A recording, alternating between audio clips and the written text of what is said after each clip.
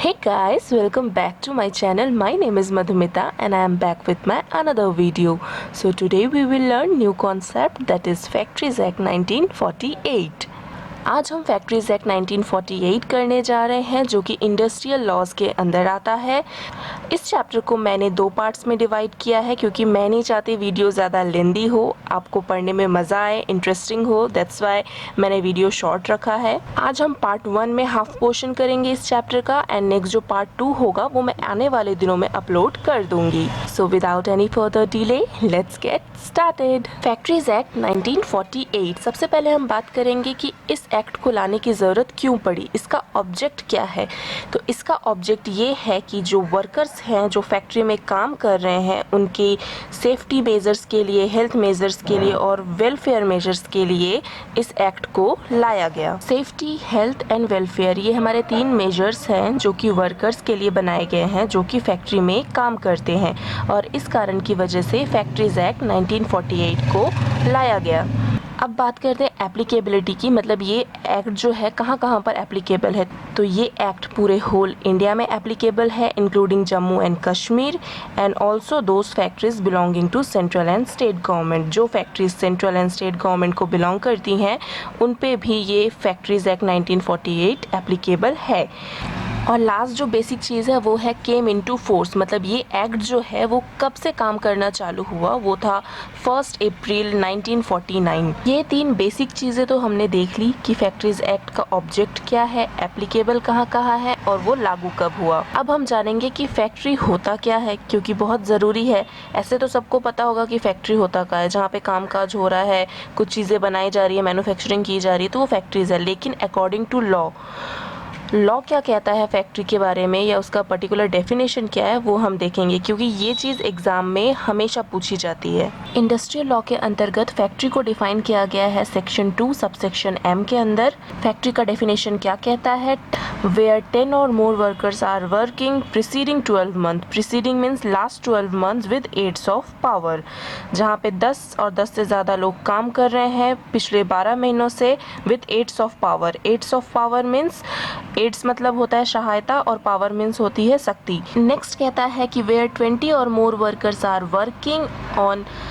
Preceding 12 months without 8 of power. यहाँ पे है 10 or more workers with 8 of power, यहाँ पे है 20 or more workers without 8 of power. ये दो जो है वो फैक्ट्री का डेफिनेशन है अकॉर्डिंग टू इंडस्ट्रियल लॉ। अब कौन कौन सी ऐसी जगह है जो फैक्ट्री नहीं कहलाती अकॉर्डिंग टू लॉ। ऐसा तो नहीं है कि जहाँ पे 10 से ज़्यादा लोग काम करें या 20 से ज़्यादा लोग काम करें वो हर जगह फैक्ट्री होगी, ऐसा नहीं है।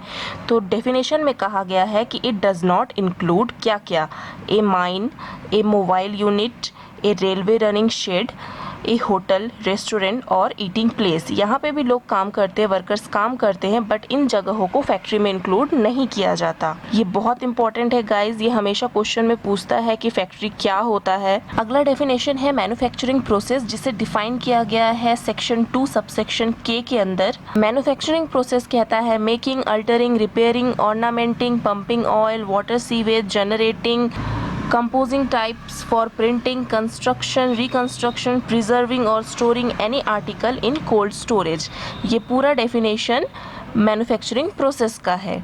अब अगला डेफिनेशन है ऑक्यूपायर का। ये बहुत इंपॉर्टेंट है, जब मैंने अपना एग्जाम दिया था CMA इंटर का, ये मल्टीपल में पूछा गया था कि ऑक्यूपायर किसे कहते हैं। इसका सेक्शन है 2 सबसेक्शन N। ऑक्यूपायर वो पर्सन होता है who has ultimate control over the affair of the factories. Factories में क्या काम चल रही है, कहाँ गड़बड़ी हो रही है, क्या नियम कानून है, जो भी अफेयर्स है फैक्ट्री के अंदर उनका कंट्रोल किसके पास होता है, ऑक्यूपायर के पास होता है। हजार्डियस प्रोसेस, नाम से ही पता चल रहा है कि हजार्डियस में जो डेंजरस होते हैं, जो हार्म करते हैं। इस प्रोसेस को सेक्शन 2 सबसेक्शन CB में डिफाइन किया गया है और कहा गया है कि एनी प्रोसेस, एनी एक्टिविटी जिनका रिलेशन इंडस्ट्री से हो और उनको स्पेसिफाइड किया गया हो फर्स्ट शेड्यूल के अंदर, और फर्स्ट शेड्यूल के अंदर ये कहा गया है कि आपको स्पेशल केयर लेने की जरूरत है, स्पेशल केयर इज टेकन। ये चीजें हजार्डियस प्रोसेस के अंदर कही गई हैं। हालांकि इनका डेफिनेशन और बड़ा है, लेंदी है थोड़ा, लेकिन मैं यहाँ पे आपको समझा रही हूँ इसलिए मैंने शॉर्ट में करके करके आपको समझाया है।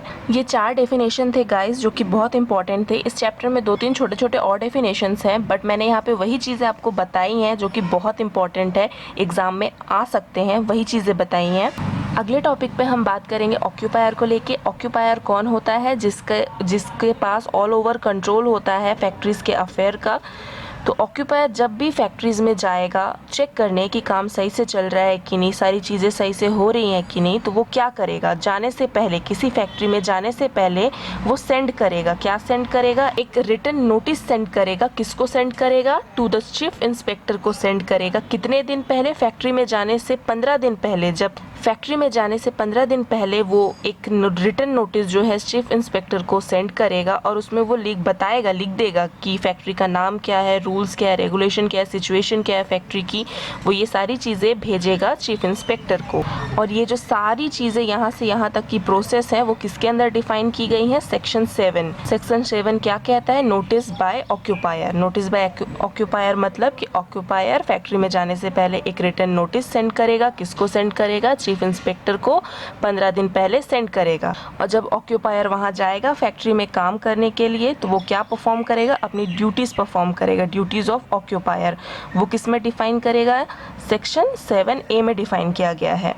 पहले उसने नोटिस सेंड किया सेक्शन 7 के अंतर्गत, और फिर जब वो वहाँ पहुँच गया तो उसने ड्यूटीज़ परफॉर्म की। क्या क्या ड्यूटीज़ परफॉर्म करेगा वो जाके वहाँ पे? 3 प्रोविजंस। क्या क्या बताए थे मैंने स्टार्टिंग में ही आपको? हेल्थ, सेफ्टी, वेलफेयर, ये चीज़ों को वो वहाँ पे जाके देखेगा, चेक करेगा कि ये सारी चीज़ें अच्छे से हो रही हैं कि नहीं। बाद में हम इन चीज़ों के बारे में भी पढ़ेंगे कि इनके अंतर्गत कौन कौन से काम आते हैं। यहाँ पे एक नए व्यक्ति की बात की गई है, इंस्पेक्टर। तो अब हम अगले टॉपिक में देखेंगे कि इंस्पेक्टर कौन होता है अकॉर्डिंग टू लॉ। इंस्पेक्टर जो होता है वो सेक्शन 8 के अंतर्गत आता है। यहाँ पे हमने सेक्शन 7 ख़त्म किया, अब बारी आती है सेक्शन 8, जो कि अपॉइंट कौन करता है? स्टेट गवर्नमेंट अपॉइंट करता है।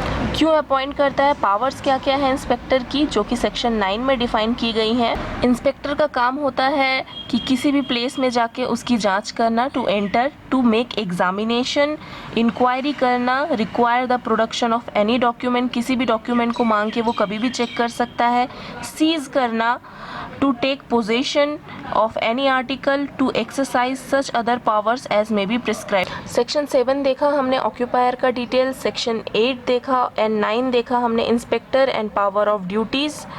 अब हम देखेंगे लास्ट सेक्शन 10, जो कि कहता है सर्टिफाइड सर्जियन किसे कहते हैं। सर्टिफाइड सर्जियन मतलब जो कि एक मेडिकल प्रैक्टिशनर होते हैं, उनको अपॉइंट किया जाता है। कि कौन अपॉइंट करता है? स्टेट गवर्नमेंट अपॉइंट करती है फैक्ट्रीज़ में। इनका काम क्या होता है? जनरली नाम से ही समझ में आ रहा है ये मेडिकल से रिलेटेड है, मतलब वो एग्जामिन करेंगे, चेकअप करेंगे, इनका मेन काम यही होता है। तो यहाँ पे दिया गया है duties of certified surgeon to examine the young persons, या जो भी वहाँ पे काम कर रहे हैं उनको, to examine the young person engage in factories, जो कि डेंजरस ऑक्यूपेशन में काम कर रहे हैं फैक्ट्रीज के अंदर, उनको चेक करना, और उन व्यक्तियों को चेक करना या मेडिकल सुपरविजन देना किस केस में? इलनेस में और इंजरी में। इलनेस होती है और इंजरीज होती है अगर, तो भी मेडिकल प्रैक्टिशनर का काम है कि उनको चेकअप करना। तो ये 3 केसेस हैं, ये 3 ड्यूटीज़ हैं जो कि सर्टिफाइड सर्जन परफॉर्म करता है। तो अब यहाँ से हम स्टार्ट करेंगे अपने 3 मेजर्स का बात करना, health measure, safety measure and welfare measures. बहुत ही शॉर्ट में मैंने डील किया गाइस, यही चीज़ आप एग्जाम में लिख के आओ, फुल मार्क्स आने वाला है, डोंट वरी। हेल्थ मेजर्स के अंदर 10 पॉइंट आते हैं कि 10 ऐसे कौन कौन से काम है जो हेल्थ मेजर्स के अंदर होने चाहिए। पहला काम बताता है कि क्लीननेस का, साफ़ सफाई होनी चाहिए।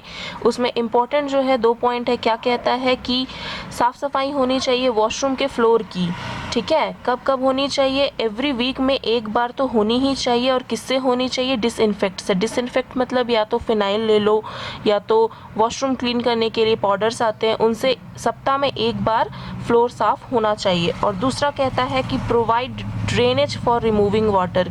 कई बार होता है कि नालों में पानी जम जाता है, उसके लिए हम ड्रेनेज यूज़ करते हैं। ड्रेनेज मीन्स इस काइंड ऑफ पाउडर होता है या लिक्विड, ऐसा कुछ होता है। तो ये 2 पॉइंट है जो क्लीननेस के अंदर मेनली बताई गई है, इंपॉर्टेंट है, बुक के अंदर दिया गया है, इसलिए मैंने शॉर्ट में आपको डील किया। अगला पॉइंट कहता है कि डिस्पोजल ऑफ वेस्ट एंड इल्यूएंट्स। इसमें कह रहा है कि हर एक फैक्ट्री के पास अरेंजमेंट होना चाहिए कि डिस्पोजल ऑफ वेस्ट मतलब जो सड़ी गली चीज़ें या वेस्ट है फैक्ट्रीज की, उसको कहाँ पे सेटल किया जाए या उसका ट्रीटमेंट क्या है, वो हर एक फैक्ट्री के पास व्यवस्था होनी चाहिए। तीसरा है वेंटिलेशन एंड टेम्परेचर, हर एक फैक्ट्री में अच्छी वेंटिलेशन की सुविधा होनी चाहिए, खिड़की दरवाजे होने चाहिए, हवादार होना चाहिए। फोर्थ है डस्ट एंड फ्यूम, ये कहा जा रहा है कि किसी भी व्यक्ति को फैक्ट्री में सांस लेने की असुविधा नहीं होनी चाहिए, हर तरह से डस्ट एंड फ्यूम से सुरक्षित हो सारे कमरे, वर्क रूम। पांचवा कहता है आर्टिफिशियल ह्यूमिडिफिकेशन। छठवा कहता है ओवर क्राउडिंग, जो रूम होने चाहिए फैक्ट्री में वो एटलीस्ट 4.2 क्यूबिक स्पेस मीटर होना चाहिए, मतलब लंबाई चौड़ाई जो भी बोलो वो 4.2 क्यूबिक मीटर होना चाहिए एवरी वर्कर्स के लिए। सातवां पॉइंट कहता है लाइटिंग फैसिलिटी होनी चाहिए। ये सारे टॉपिक्स हेल्थ के अंदर आते हैं guys. Sufficient and suitable lighting, nature and artificial और बोथ, ये चीजें होनी चाहिए फैक्ट्रीज के अंदर जिससे वर्कर्स को काम करने में प्रॉब्लम ना हो। पॉइंट 8 कहता है ड्रिंकिंग वाटर।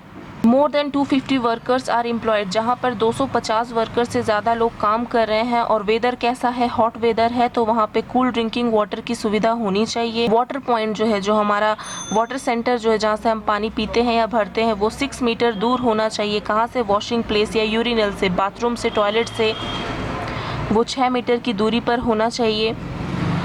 9 है टॉयलेट्स मीन्स यूरिनल्स की बात की गई है यहाँ पे। अगर 250 वर्कर से ज़्यादा लोग काम कर रहे हैं तो उनके लिए एकोमोडेशन प्रिस्क्राइब टाइप्स में होना चाहिए, मतलब मेल फीमेल अलग अलग होना चाहिए।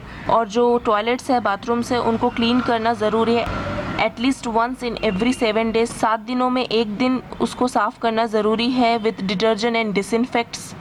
एंड आखिरी पॉइंट करता है स्पिटून्स। स्पिटून्स का मतलब होता है थूकना, जहाँ पे इंसान थूकता है पान खा के या कुछ भी ऐसे थूकने का काम होता है, उस जगह के बारे में कहा गया है, उस डस्टबिन के बारे में कहा गया है कि इसके बारे में कहा गया है कि provide a sufficient number of inconvenient place, मैंने सब जगहों पर थोड़े दूर दूर में नंबर ऑफ स्पिटून्स होना ज़रूरी है और उसे हमें मेंटेन रखना होगा एक क्लीन और हाइजीनिक कंडीशन में।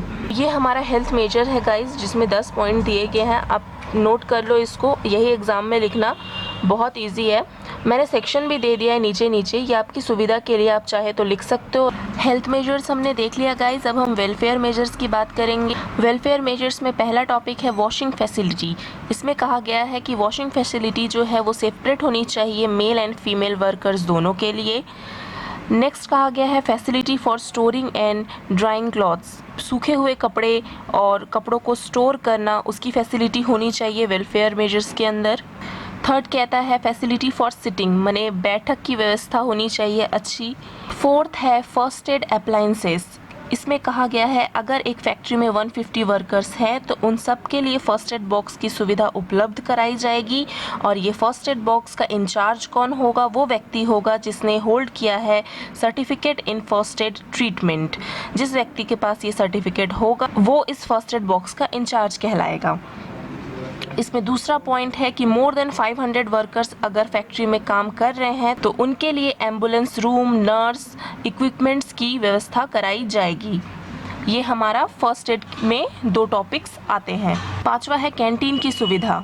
अगर एक फैक्ट्री में 250 वर्कर से ज़्यादा वर्कर काम करते हैं तो उनके लिए कैंटीन फैसिलिटीज़ उपलब्ध कराई जाएंगी।